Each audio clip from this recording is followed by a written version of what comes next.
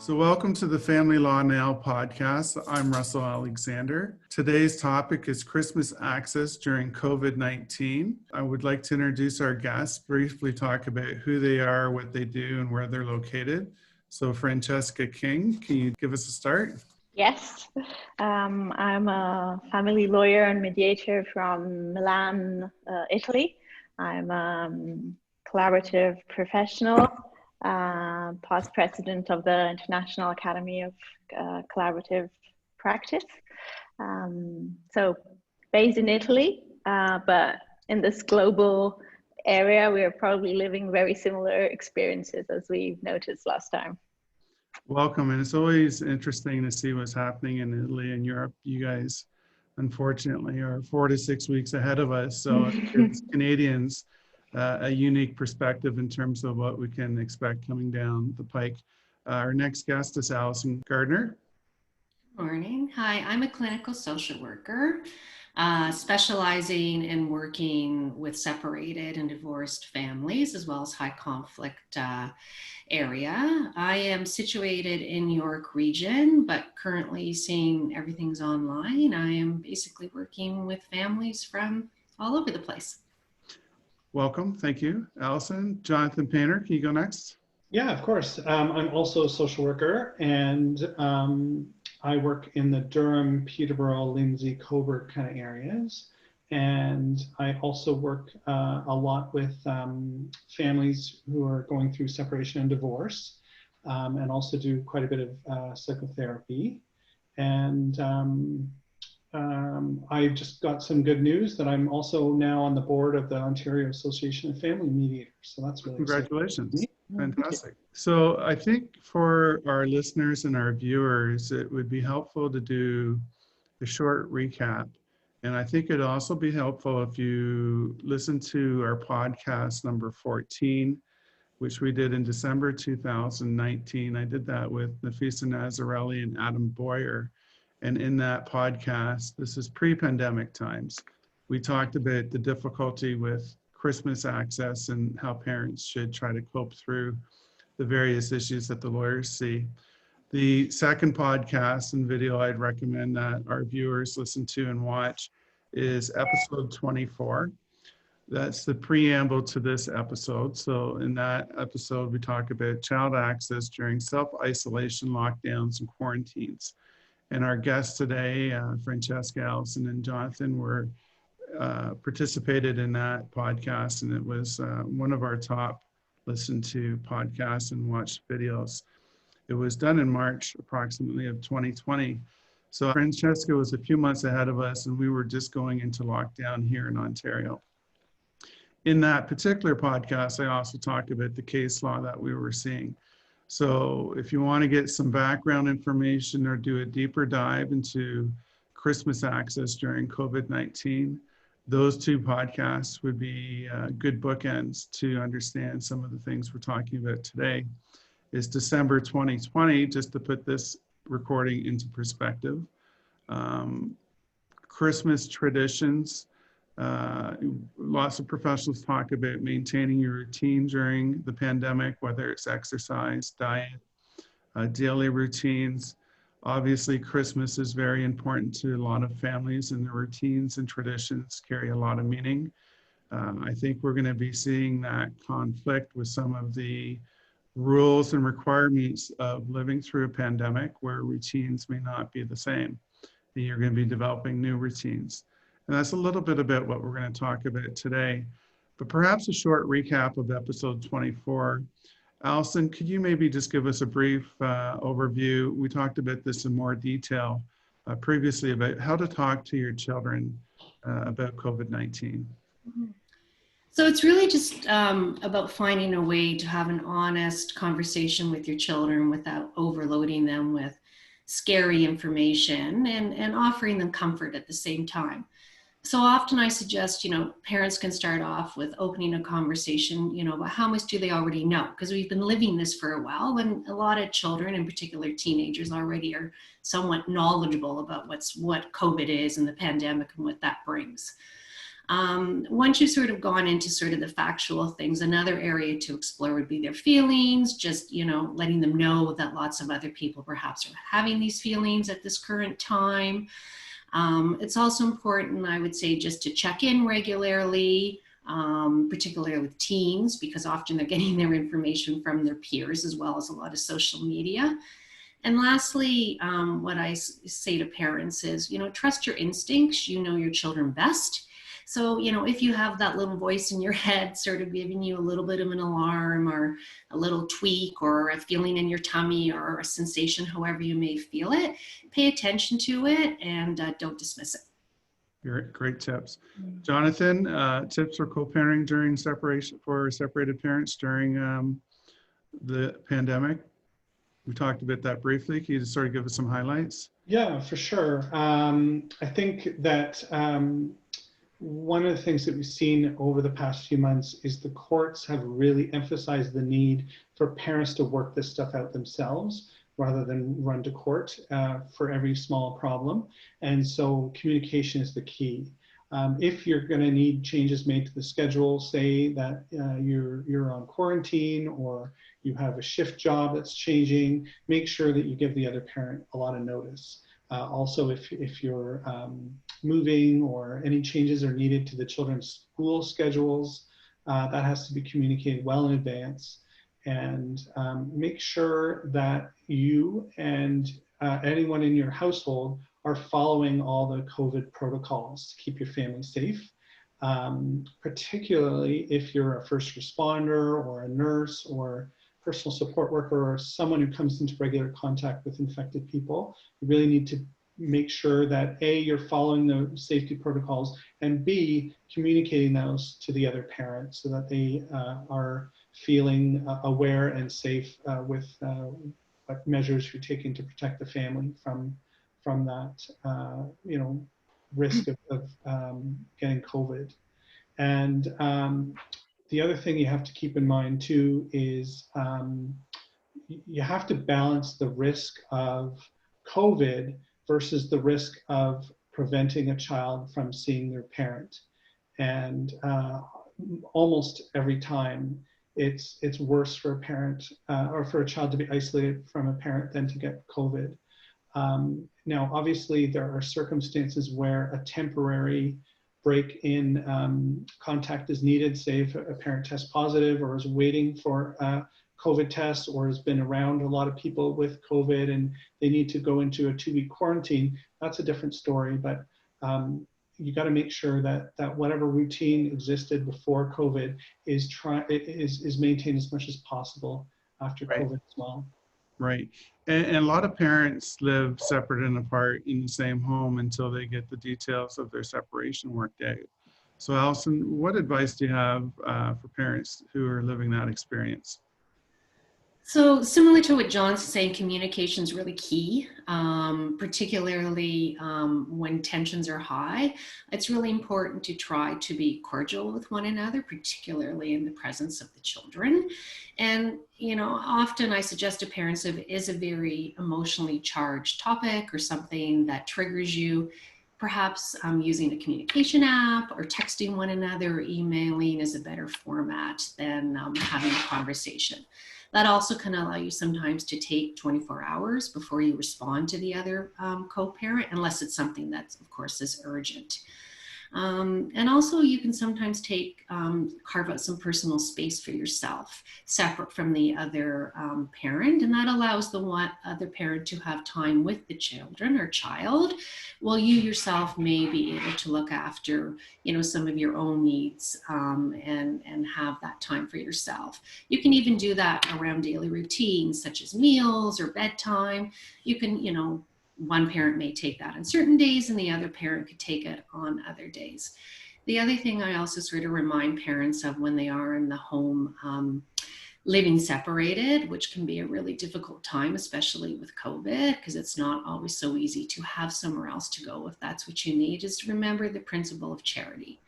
So in other words, go in with goodwill and try to interpret what the other parent's saying in a positive way, their comments, their statements in a rational way as possible.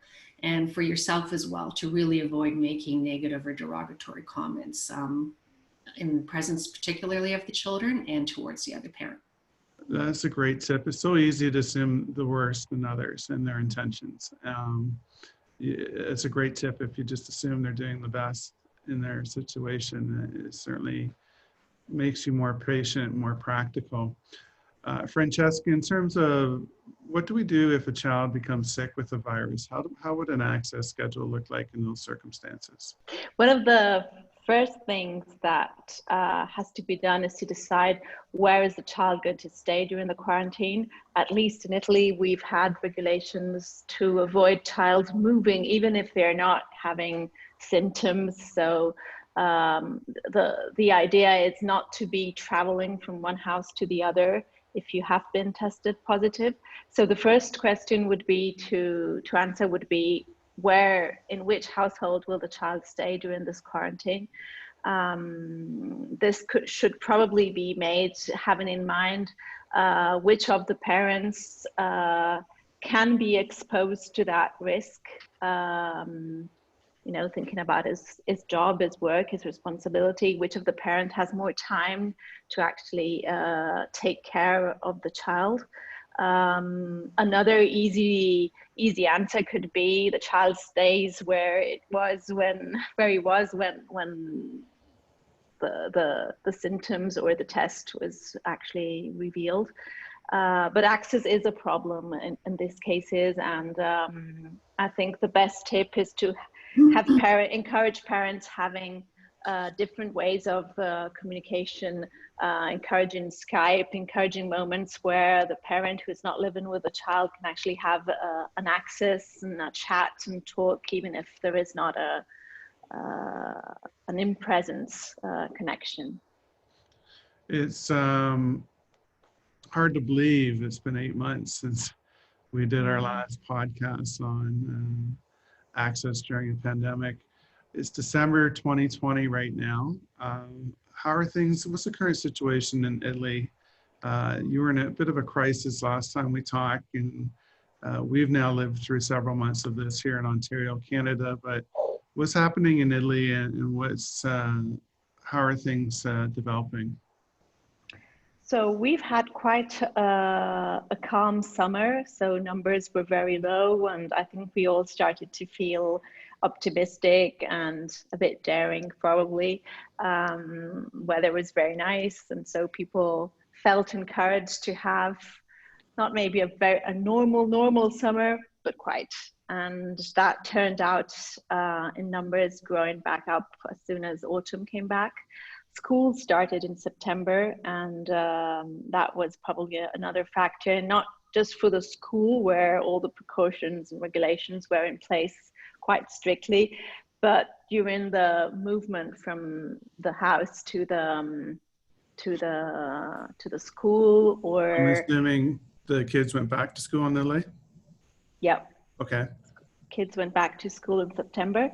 End of October, only the primary school was kept open because numbers were raising so much. And so then we've, at the moment, we've been hit by what we call a second wave. We've been put in lockdown again. Italy was divided in different regions: red, sort of severe lockdown; orange, medium; yellow, a bit more light; no green region at all. But so depending on where you were, we experienced different kinds of restriction. I, of course, ended up in a red region, became orange yesterday. So that meant shops are closed, people are encouraged to work from home, no school, restaurants, bars, theaters, gyms, all that kind of stuff closed. And curfew, you can't go out in the night. So from, I think 10, I can't remember if it's 10 or 11, you're supposed to stay really at home. Right. So that's a bit of the situation right now. We don't know what's going to happen for the holidays. There's a lot of discussion if we can have some kind of release around Christmas. And at the same time, there's a lot of concern that that kind of opening could actually get things worse instead of getting them better. I remember you telling us in March how things became the new normal, and putting on a mask and going to get your groceries was starting to feel normal to you. We've now been wearing masks for several months, and I'll sometimes still forget my mask in my car and I have to go back and get it. But it really is a different world these days. So let's talk about what our clients are experiencing here in Ontario. Do you want to start first, Allison? Sure. So Francesca, it sounds like you're describing what's been going on here, except we don't have a curfew in the evenings. I sort of describe it, what I call it as COVID. Is that because Canadians are so boring? We just roll our sidewalks up at 7 o'clock or what? So dark. I mean, most people are like, whoa, it's only 4 o'clock and it's dark out here. Yeah, as long as there's no curfew on Netflix, I think we'll be okay. But exactly. Yeah. So I sort of put it under the title of COVID fatigue as to how I feel people are feeling and what they're sort of sharing. We also, in certain regions in downtown Toronto and some of the outer regions, which is where I am, there's been further restrictions recently put on. And that can be really difficult because this is a time, particularly with the holidays coming up, that people really want to socialize and attend family gatherings and be with friends and parties. And it's really difficult. What I will say from the family's perspective that I work with my clients, I think they have been doing a wonderful job at navigating their parenting plans and making adjustments as the restrictions have gotten a little higher, a little lower. Similar to you, Francesca, you know, they had to decide what to do with their children in the fall, whether the children would go to school in person, whether they would do it online. We've had to navigate Thanksgiving week, the weekend, the long holiday recently. And now they're beginning to talk about Christmas and what that's going to look like and how they're going to adapt their current parenting plan or some of the traditions to make sure, you know, that people are safe and happy and can try to make the best of the holiday season. Yeah, I would echo that. I see the stress levels of some of my team members starting to go up. Traditionally, it always goes up at Christmas. It's sometimes a very difficult time of year for a lot of families for various reasons. And clients, you know, I see a lot of pressure for clients to get things done, get this wrapped up. You know, they want to get their family law matter behind them before the Christmas season enters, which is normal. And then as professionals, you know, collaborative professionals and lawyers and other associations, this is sort of the time of year we would have our Christmas gatherings and holiday parties. So all that's being put on hold, and we're brainstorming ways to do it by Zoom or other means. And everybody has Zoom burnout, right? Nobody wants to spend an hour doing a Christmas party online. So certainly you can start to see more cracks forming as we get closer to the break. But Jonathan, what's your experience then? Yeah, I have seen a lot of the same things that Francesca and Allison have mentioned. A lot of, I think, you know, in Canada, we became a little bit smug about our low numbers, and kind of like what happened in Italy. Like Italy at one point was a model for how to handle the coronavirus after they had that first spike. But now the cases have gone up again, and at some point Canada was also a model of how to deal with it. And some of the smaller provinces like Manitoba and Nova Scotia were doing extraordinarily well with their numbers, but now everything's spiked. And so the bubble burst, so to speak, right? Yeah, well, I think people got complacent and felt like, well, it's not really our problem because our numbers are so low, and not realizing that that kind of thinking leads to spreading the virus more. It's also important to note that there has been a dramatic increase in domestic violence in Ontario. Some estimates have it anywhere between 20 and 30% more than pre-COVID situations. There's been a dramatic decrease in people's mental health and overall well-being. So again, the estimates are between about 15 and 24% of people reporting that their mental health is worse now than it was before. There's also the issue of the they call it the pandemic echo, which are all the effects of the pandemic that aren't specific to getting the actual virus. So for example, people are not having as easy access to things like physiotherapy, counseling,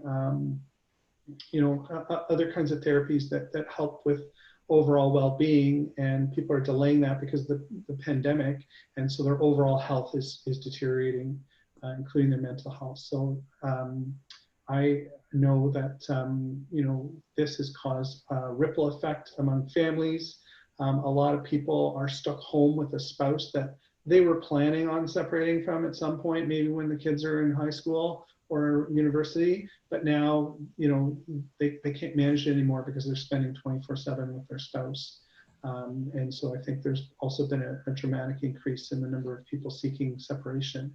So it's really important for people to remember that all the services are still open. They're still available to people. People are not accessing them as much as they used to, but are needing them more than they used to. So it's really important to note that all the women's shelters, women's legal support from places like Luke's Place, all the counseling agencies are still open. They're just doing things virtually now. Yeah, I think, I'm certainly not an expert, but we're probably a year away from getting out of the woods on this. We hear lots of talk about vaccines coming out. Canada had pre-bought a bunch of vaccines, but now it looks like we're going to be at the back of the line in terms of distribution. So I'm a little bit concerned that people might think that it's over, or feel that January or February is going to come along and everything's going to be back to normal. Even if we do get a vaccine, it's going to be several months to distribute. So I'm concerned in terms of the effect on our clients that's going to have, managing that expectations and maintaining your social distancing and your social bubbles and following the health protocols that the government's put out. What are you seeing with your clients, Russ? Well, just there's the general malaise, right? People, we hear it on the news and they think, okay, maybe we're out of the woods, but I don't think we are. We're still in trial periods for some of these vaccines. The other thing we're seeing, it seems this time of year, there's always a certain level of seasonal affect disorder, and a lot of people, snowbirds and people are used to going down to Florida or Arizona or southern parts of the US for 3-4 months during the winter, are trying to manage dealing with the cold and not getting their vitamin D.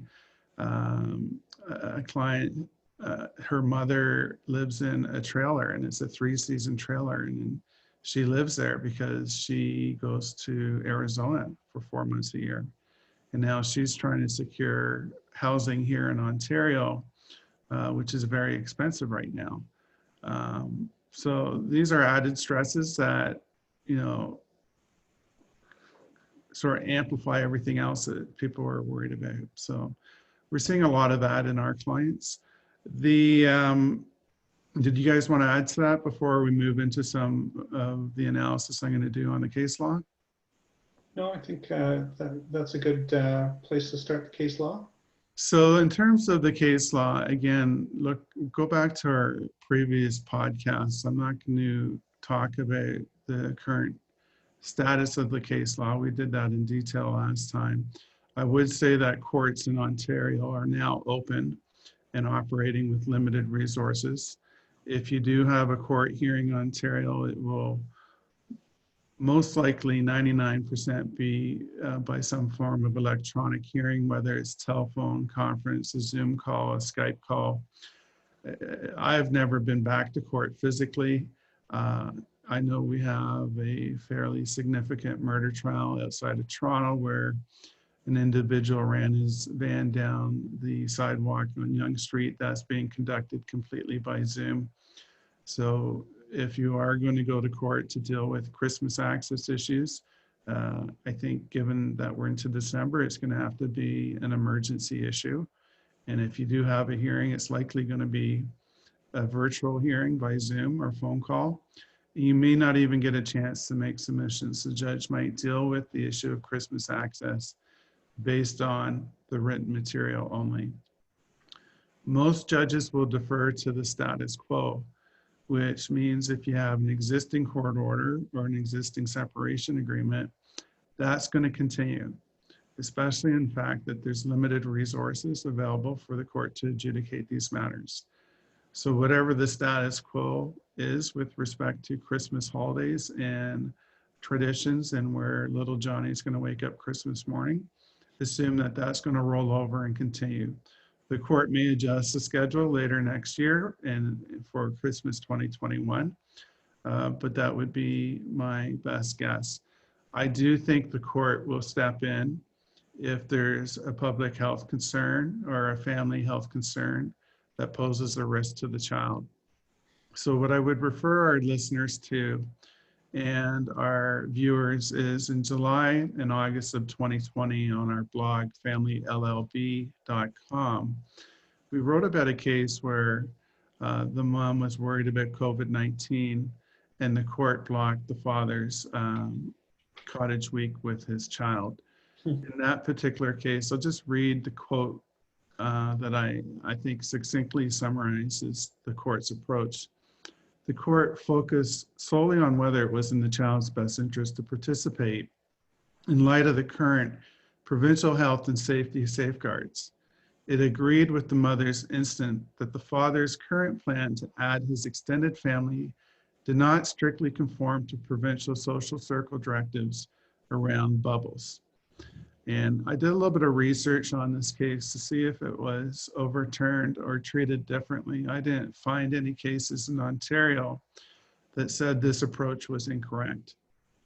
So in my estimation, if there's a dispute about Christmas access involving health and safety guidelines, or oftentimes families will have extended families come to visit, or they'll go visit extended families and have large gatherings, that may trigger a health concern. If your social bubble is getting too big, it likely would lead to an argument by the other parent that you're putting the child at risk by exposing the child to that many people. Currently, with certain communities in lockdown, if you're going into one of these red zones, so to speak, and planning an event with extended family, I think that might be considered an unacceptable risk to the child, and the court would step in and make orders. So that's sort of how I view the current status of the law in Ontario.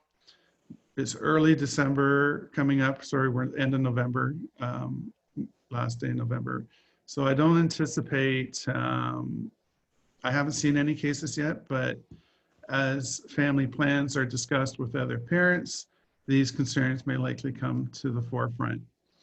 So let's talk about maybe tips, tricks, and best practices for families to deal with some of these issues. So what we're foreseeing is a clash between routines and tradition, clashing with public health and safety guidelines in terms of social distancing and social bubbles.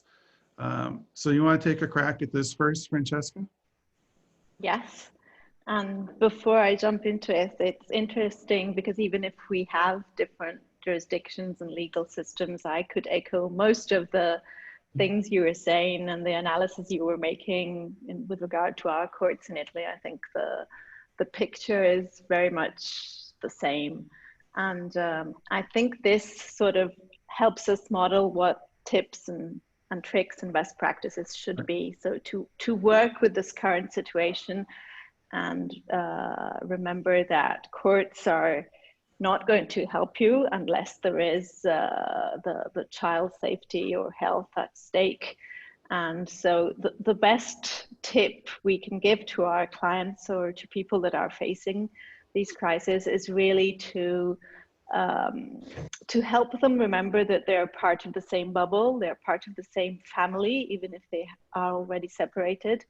And so they have to find a way to agree in this moment. There's just nobody that can actually do better than them. And so find a way to compromise and find a good agreement between tradition and what you can actually do, and maybe establish new traditions, new ways to celebrate the holidays or Christmas or whatever holiday you're celebrating in this period of the year, and work on that. I think what I can see is that the first crisis we had in the spring helped a lot of parents to find a new way to cooperate and collaborate, and that has give them a sort of confidence that they can do this better and they can do this again this time. At the same time, those parents that are in conflict and sometimes are looking for an excuse sort of to put some energy in that conflict can find this crisis very handy. So it's, in my experience, what I can see is those parents that are trying to cooperate find some energies to do that in this period. Those who have other conflicts going on or other reasons to be not at ease with one another can find ways in this crisis to actually put their cooperation, their relation at stake. So the best tip is look at the interest of the children and find a way to make these holidays a good moment for them, because usually they are more important for them than for the adults. Adults sometimes find these holidays quite tricky. So at least let's keep some happiness for the kids. That's my tip always. You see these families, a 1-year-old baby, and they're all worried about, here's the 25th going to be spent. The child has no idea what's going on, but parents are really excited about it. Allison, tips, tricks, and best practices? Yeah, I mean, my tip is what I would suggest is for parents to start now. So try to plan as early as possible. It's not really a holiday to sort of address last minute. There's a lot to navigate, and the earlier you can begin, the better you're able to sort of address any sort of obstacles that might arise, or find the areas that you're able to agree on and move forward with. I know the courts are suggesting you attempt to stick to your parenting plan, and adjust as needed around social bubbles, around health risks. But if you cannot agree, there are people that can assist you. There are mediators, there are parenting coordinators, there's coaches. There are resources that you can reach out to if you do get stuck, and you might need a little bit of a helping hand at this particular time, because emotions can run very high when discussing this particular holiday. It's very important to many people, and it's probably one of the toughest ones I find in my practice for people to navigate. And you always can consult also a medical expert as well if you have concern or you're stuck in areas as far as the safety and health as well. So that would sort of be my tip: plan early. The other thing I always say to people is notice and comment on any kindness or cooperation you might see happening. Any small thing, it's a tough situation, but there are always people there helping and ready to help. Those are great tips. And if there is a concern, and you think a court may need to provide assistance, and I think keeping it out of court is a fantastic idea, and courts are encouraging parents to work this out on your own. Christmas is a very busy time of year for lawyers. So don't expect to go to a lawyer's office or have a virtual meeting on December 23rd thinking you're going to get an order in place for December 25th. If you think a court needs to step in, do it early. The lawyer needs to prepare your documents. They'll need to serve them on your spouse. The spouse is going to be given a chance to respond. All this takes time. So certainly don't wait till the last minute. Most people try to work it out and then the wheels fall off and end up in the lawyer's office at the last minute. And there's nothing they can do. The other tip I would be mindful, just picking up on yours, Allison, is there's a cost associated with having a lawyer deal with these issues. Your family is going to spend several $1,000s arguing over Christmas. That's money that could be spent on Christmas presents. It could be spent on saving for a holiday when the pandemic's over. It could be put into an education fund. Certainly try to be practical and reasonable before you go to that expense.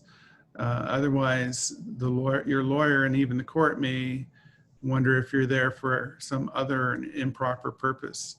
It's not the court's function to exact retribution on your spouse. But let's move to you, Jonathan, on that happy note.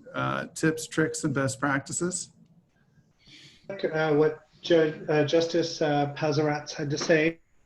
I think you just froze up for a second there, Jonathan. Any comments on the costs, Allison, in terms of?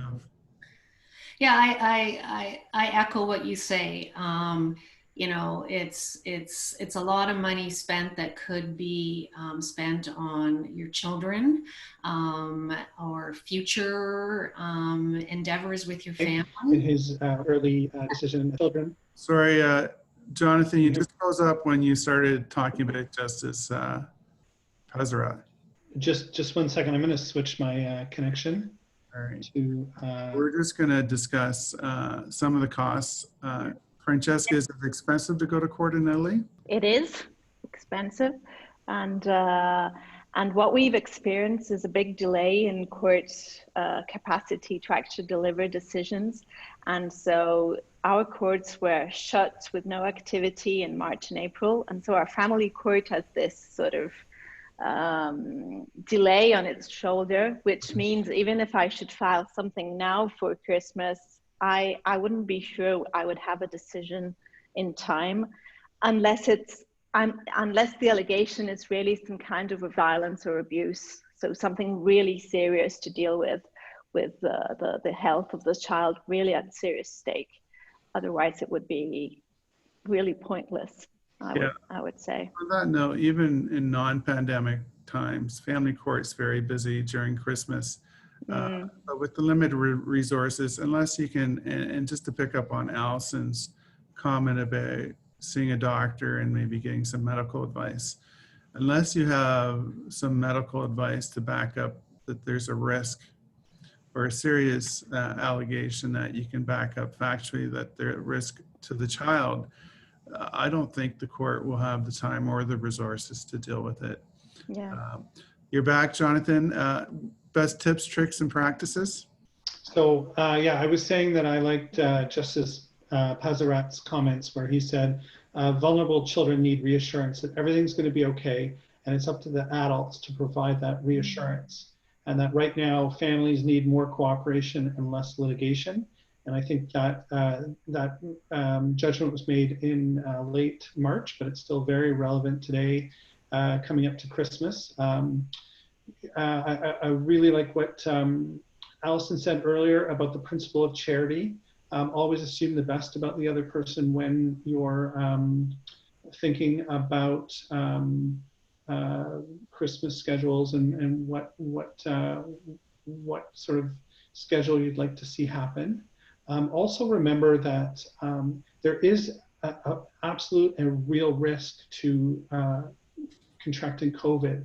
However, there's also a massive risk if you withhold your children from seeing their other parent.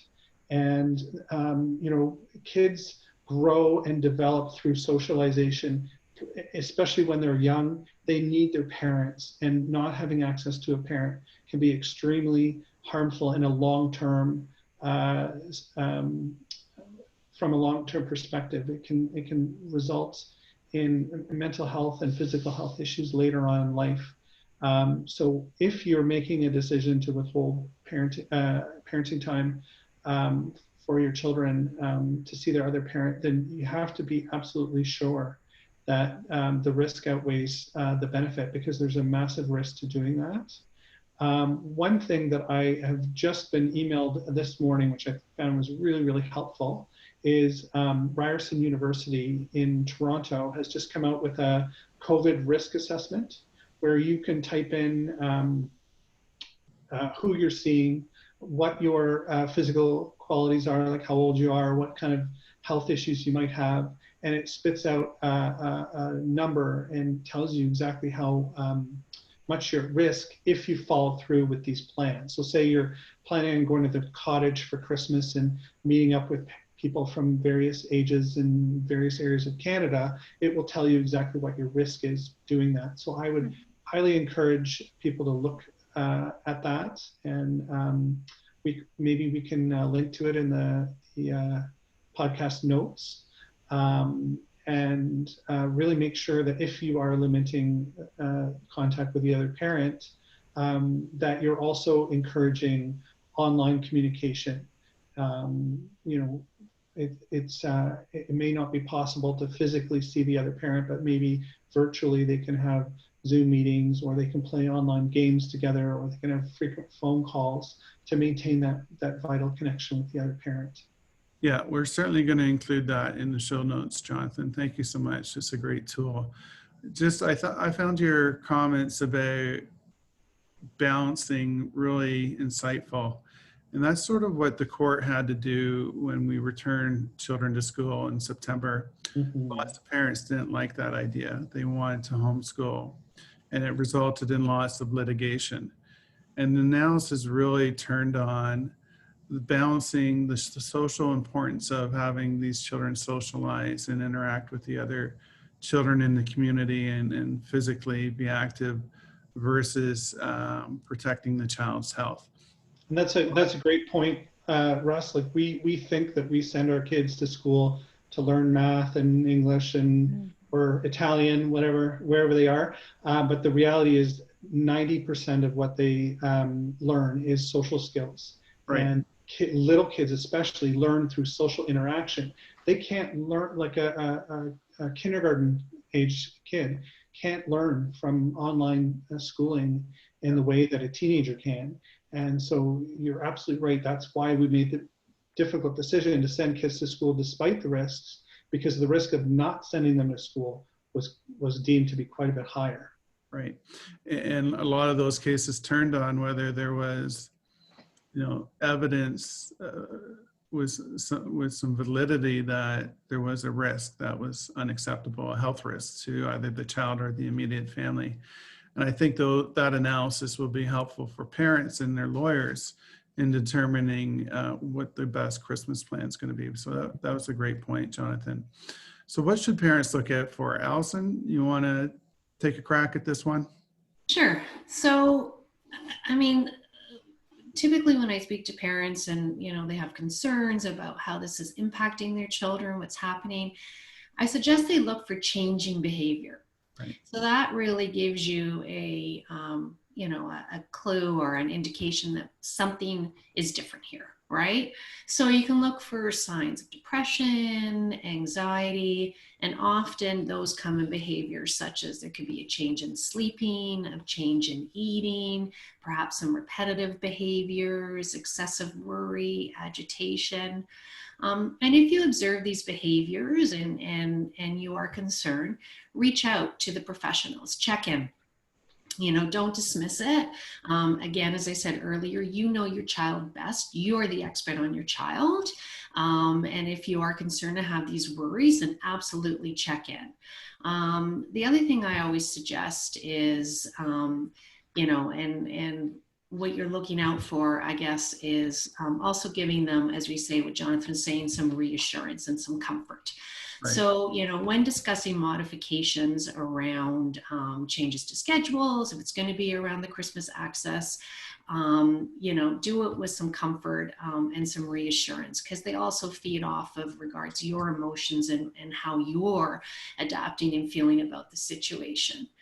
I also sort of suggest, regardless of what schedule you may land on, prioritize coping and calming skills for your children and for your whole family.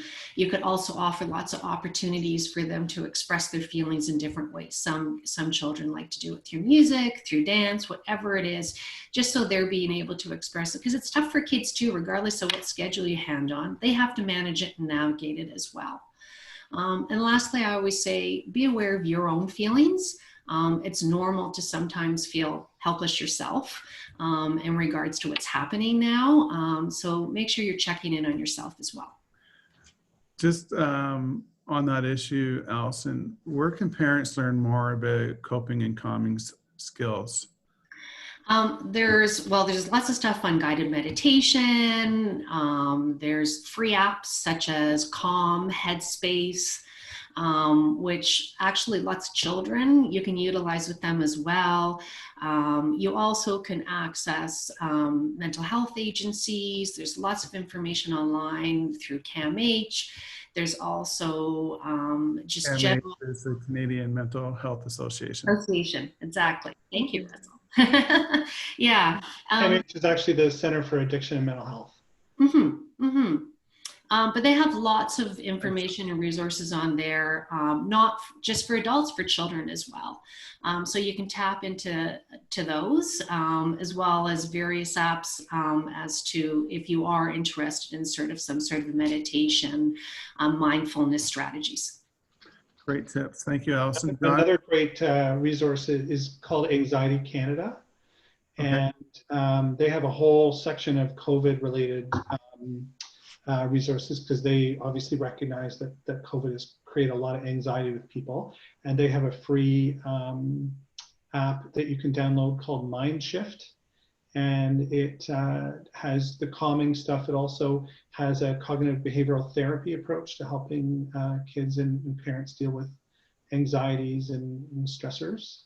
So I recommend that to all my families, and they're specific to kids as well. So they've got a lot of really great resources for kids there. Great tips. Let's add that to the show notes for our podcast today. Thank you, Jonathan. Jonathan, what should parents be looking out for this holiday season? I think that, again, it's the balance of making sure that we're protected from COVID, but also making sure that the children connect with other family members. So maybe they can't physically see their grandparents or their aunts and uncles or their cousins, but maybe they can have an outdoor, go for a hike or have an outdoor picnic, on a day that the weather's not too bad, or connect with them virtually. I think it's really important that little children in particular don't feel isolated from family and friends. And so encouraging them to connect in any way that they can is really important. And I think Allison had a great list of things to look out for in terms of warning signs that your child's having difficulty coping with the sleep and the eating patterns changing, or if they're feeling down or they're crying a lot, those kinds of things. We have to focus on still giving the children a positive experience despite COVID. So making sure that you're sitting down watching Christmas videos or movies with them, making sure that they're helping decorate the tree if that's what your family does, trying to maintain the family traditions that existed before COVID, while also protecting against COVID. One of the things we're going to do in our families is I have Norwegian background in my family, and we always have a marzipan pig at Christmas. And so we're going to start that tradition with my kids this year, because it's a lot of fun, and marzipan is delicious. So this is the first year we're going to do it in my family, because we can't see our other family right now. Take some pictures. I'd like to see that. Yeah. Francesca, what should parents be looking out for this holiday? Well, from a lawyer's point of view, I think what I would be aware is that as strict and clear the rule might be, there is always space for interpretation, and I certainly know that in Italy we're always looking for those spaces.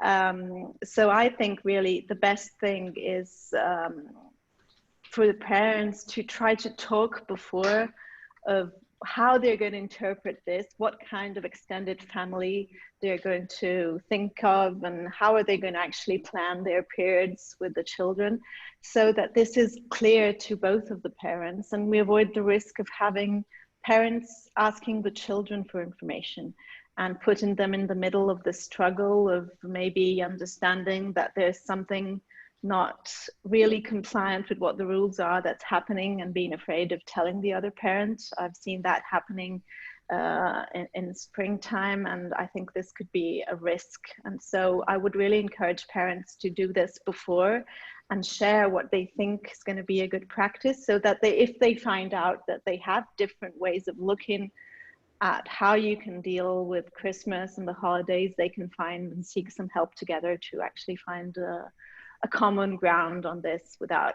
involving the children and without having to actually deal with it during the holiday, but having solved the problem before. Yeah, I think that's key. That's a great tip, Francesca. This concept of notice, the more notice you can get or give, is really going to help stabilize things and keep calm waters, so to speak. If you do have a new agreement with your spouse, reduce it to writing. It could be something simple as an email, excuse me, confirming this is our conversation on such and such a date, and these are the new arrangements we've agreed to. And ask the other parent to confirm that's the discussion. This will be important later on. If there's a dispute in court, probably one of the first things the judge will ask is, what notice did you give? Did you have an agreement? Can you show me what the agreement was? Now, even an email is something, right? It's not a formal order or agreement drafted by a lawyer, but if you had an email confirming this was the new arrangements, common sense would dictate that the courts will expect the parents to abide by that if it's reasonable. So I think, and that's going to end up saving a lot of stress later on if you know what the ground rules are. You have some notice. A lot of the conflict I deal with is when people do self-help or act unilaterally. They just decide they're not going to return the child, or they just decide that they're not going to send the child for access. Usually that occurs on a Thursday or Friday night before a holiday of some sort. And it leaves everybody scrambling to try to put the pieces back together again. So, you know, I think that's a great tip. The more notice you can give, the better. If you do receive notice, respond to it, whether or not you agree with it, and indicate why. And I think that's going to be a good start. But let's before we go into the bigger picture here, let's just drill down in terms of the holiday and Christmas access during the pandemic, and get some advice for parents. We've kind of covered this off, but I just want to do one more round because this is really the basis of our podcast today. So Jonathan, specific holiday advice or Christmas advice for parents during the pandemic? Yeah, just going with the theme that all three of you have talked about already, communicate with the other parent a lot. And remember, it's okay for the other parent to ask you what you're doing to keep the kids safe from COVID. Right. That is a valid question, and you should answer it as fully as possible. And you know, a lot of parents see that as prying or, you know, needling them, but it's a completely valid request for information. So make sure you answer those questions. In terms of the actual schedule, it might be helpful to come up with a schedule that involves less transitions. The more time they're bouncing back and forth between homes, the more chances they have of contracting the virus. So maybe choose a schedule that involves fewer transitions, longer periods of time at one home, and you know, make sure that the kids are still having contact with their extended family, even if they can't physically see them.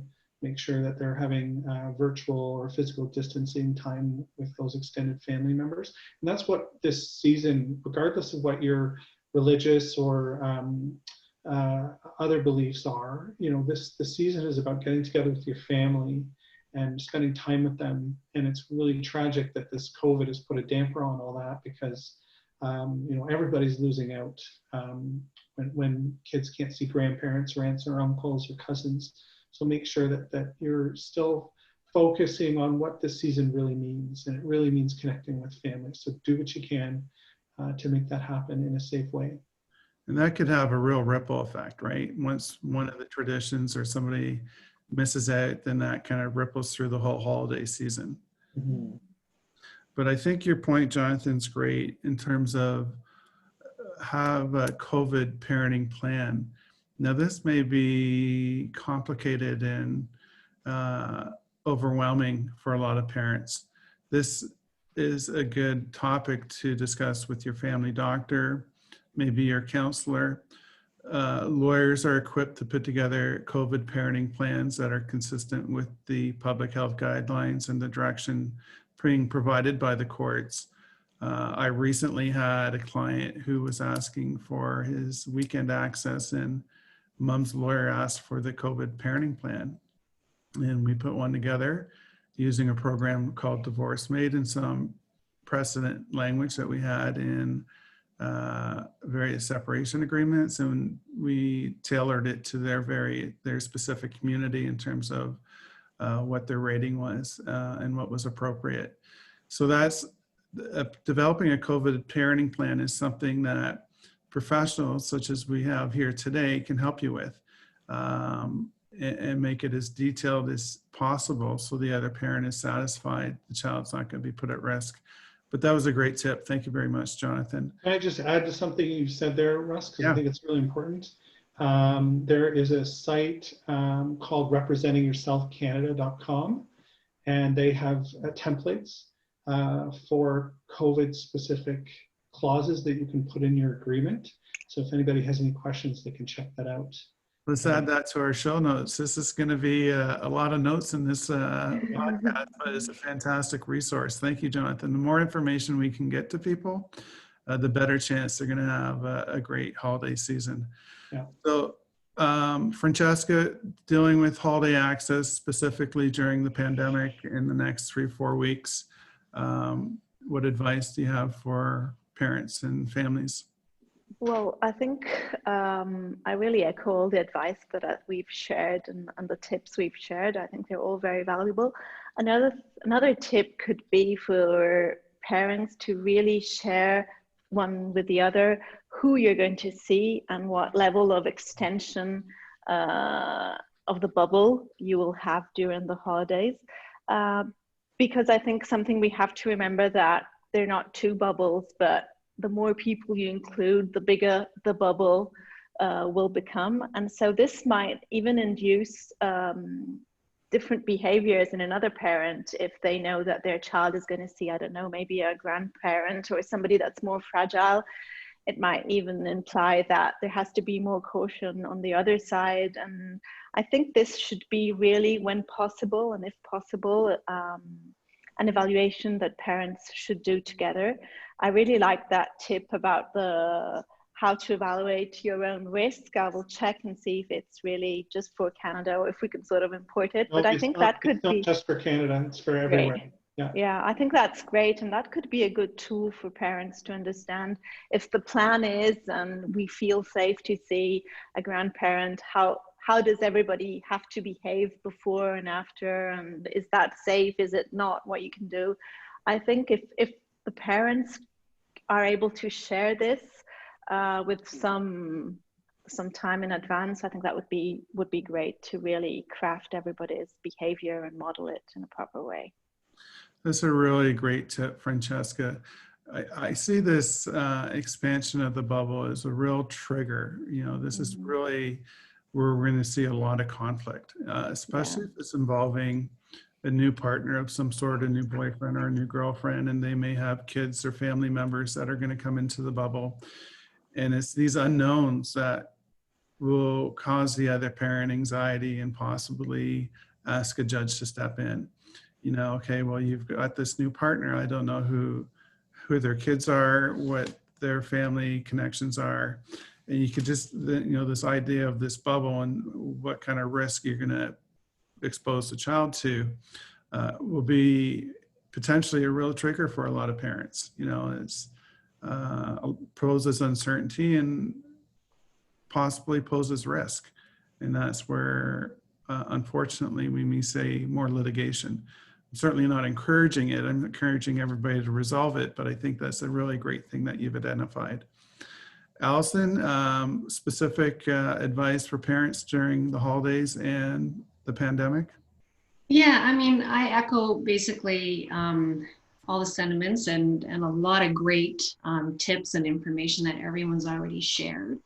I guess for me, you know, sort of piggybacking on what people have saying, it's helpful to establish a narrative. So a social narrative and or a story, as some people like to refer to it, that both parents have the same language and the same understanding around that, and that the child is able to have an understanding and clarification of what it's going to look like. So language is really important. And if both parents can work together to get a story or a narrative that they're both going to utilize, it can be really helpful. And again, balancing the social and the family connections and the traditions and all those things that are so important to many families at this time of year with the safe behaviors and mitigating the risk. Again, I love that tool that you referred to, Jonathan. I also have a tool that I will share. It's a COVID workbook that you can parents can use and work through with their children and teens. It's really more to navigate sort of the day-to-day feelings that come up rather than the larger picture, but that can be a really good resource tool as well. Is that online or is that an actual paper? It's online, and I will share that. All right, more for our show notes. I love the resources. Thank you, Allison. You're welcome. And just on that point, you know, when we do a lot of collaborative work, we hear clients talk about what's reasonable, and what's reasonable to the wife might not be what the husband finds reasonable, and vice versa, or if there's same-sex relationship. Really what the lawyer's goal is, and most professionals, is to come up with a solution that's acceptable, right? What's going to work for your family to get you through this holiday season? This is a holiday like no other that we've gone through in terms of stress levels and health concerns that are very real. So I think those are great tips. So the next several months, let's look into our crystal ball, because there's a good chance we're going to have another podcast in 8 months from now. It'll be part 3. And hopefully things will be sunny and warm in Italy, and everybody will be healthy and safe. But several months down the road, what do you see coming ahead? Francesca, you want to start? Well, nobody knows what's going to happen, and I think we all hope we're all going to be out of it as fast as we can, but probably it will take longer. What I can see happening is a lot of maybe changes, sort of opening up and then some kind of restriction and then reopening. And so I think we all have to look for some flexibility and help our clients be flexible in adapting their schedules, their parenting plans to different situations that might change and might move from time to time. We might have, like we had in Italy, a month where schools were open and we had no question about that. Then some schools closed and others were still open. And then they were all shut down, and they're opening again in January, whatever happens, that's what they're saying. So this means that parents have to develop a sort of an adaptive capacity to deal with different rules and different situations. And before going back to what we thought was normal and what we hope will be normal again, there's probably going to be a more or less long period of time where things are going to be changing quickly, and where we will need to be flexible and adaptive and seeking out for acceptable solutions for the family. So I think that's what we have to encourage clients to have, that open mind, and think of the agreements that we reach as little steps, little agreements that are working now, but might need to be changed in a month's time, and that's okay, and that's normal. Okay, thank you. Allison, several months down the road, what do you see or predict coming? I agree. I don't have a crystal ball. None of us do, right? We're just I know, right? trying So to gauge sort of what direction we're all going. I think from my perspective, people are just going to continue to have to, remind themselves that they have the strength and the skills and the ability to get through difficult situations and tap into what's been working for you and your family. And you know, Francesca brought up a great point that, you know, flexibility, adaptability, all of those will help your family to be able to move forward in a positive way and a little bit more easier, because it is a fluid situation, and sometimes the restrictions are less and sometimes they're higher, and we all have to work within that. Patience is is going to be a great thing for people to have over the next couple of months. And one of the things that I think sometimes we don't talk enough about is self-compassion. I think that's really important. It's a difficult time. It's a time of uncertainty, and we're all just doing our best, and we'll continue to do our best as the months come forward. That's the new currency of the pandemic, is patience, for sure. Jonathan, several months down the road, what do you foresee coming? Well, I anticipate a wave of people starting to reach out for counseling, physiotherapy, massage therapy, you know, all the kinds of therapies that people have been putting on hold during the pandemic. So I think legal and family support is going to be one of the top things on that list too. So I think we're going to have a big wave of people looking to us to help them out and help them through their separation or divorce, or help them resolve parenting problems that arise from COVID. So we all have to be on our game and make sure that people have the resources that they need to get through those difficult times. And, you know, I think one of the things that we haven't talked about today is trying to find a positive in all this negativity that we're experiencing, right? So take what you can out of this difficult situation and make the best of it. So one of the benefits for me is I get to work from home now, and my partner's also working from home, so I get to see her every day, which has been wonderful. I've been able to spend more time with the kids because, you know, for 6 months, basically, they weren't in school at all, so I could see them constantly, and we did a lot of fun things. Despite COVID happening, we went for lots of bike rides, lots of hikes. We went swimming in Lake Ontario. We went to visit different parks that we've never tried before. So take what you can about this negative experience and try to find the positives, because there are positives, and just try to make the best of a bad situation. I don't want to be a naysayer, but I don't think we're going to see much change in several months. We're probably going to be pretty much very similar to where we are now. I think, I don't know who it was, maybe Winston Churchill, who said that this is not the beginning of the end, maybe, but the end of the beginning.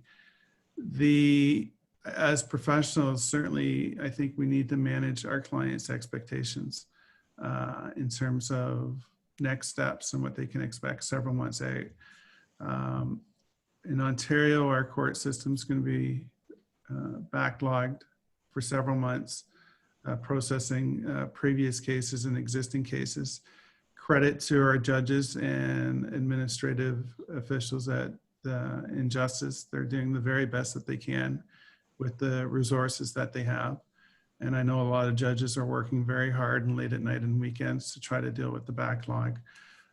In terms of a silver lining, I really like the efficiencies the pandemic has forced on or caused the professionals to adapt to. Technology especially. Lots of families in the family court systems are paper-based and slow. A lot of the complaints we were receiving as professionals prior to the pandemic was it was slow and it was costly and it was inefficient. Now clients will phone our firm and they can get a same-day appointment, where traditionally it might be 2-3 weeks down the road. With everybody working remotely, a lot of clients can get an appointment that day or the next day electronically. I've worked with Allison and Jonathan on several files. We can adapt quickly. We can meet as a team within days or even sometimes the same day where before it would be 2-3 weeks before our schedules would open up where we could accommodate clients. So I think that's the efficiency of the justice system has a real opportunity to improve as a result of the pandemic. And I hope a lot of those efficiencies continue. The idea of a remote court hearing was scary at first, but people love it. You know, you don't have to park, you don't have to travel, you don't have to sit in the hallway of a courthouse for 3-4 hours waiting for your case to be called. It starts when it's scheduled and it ends, and then your 4-hour day is down to 12 minutes. So that frees up time for us to help other clients. In terms of larger picture, I think I'm really concerned about our major centers and whether people are going to want to continue to reside in large centers going forward. We're seeing an exodus out of Toronto, people moving to the suburbs or up north. I suspect they're going to like it. They're not going to want to go back. Maybe they will. So we're seeing sort of the role of the city change. We're at the very early stages right now. But that could be a good thing as well, right? In terms of rethinking how we're going to use our city space. So lots to think about. Final thoughts. I want to thank everybody for joining us today. I know taking an hour out of a professional's day is a big ask, but I think this information is really going to help a lot of people. But final thoughts or advice, Jonathan, you want to go first? 2 things. First, imagine if this had happened in the 90s when internet wasn't really a thing. Like, we're so lucky to have access to this kind of format to be able to work and see clients and with people. Thank goodness it didn't happen a few decades before. So that's my first thought. The second thought is, if anyone is in need of counseling or family law support, don't hesitate. Reach out right away. All the services are out there. They're available. We're ready to help you guys if you're in crisis or if your relationship is deteriorating. And I think a lot of people are holding back and waiting. And I think it's not the right thing to do. I think reach out and get help as soon as you can. Great tip. And just on that note, you know, you even reach out to one of us. We'll try to provide you in the right direction, even if you're not in our jurisdiction. I know in Ontario, the lawyer referral service put on by the Law Society of Ontario has half-hour free legal advice that they provide to members of the public.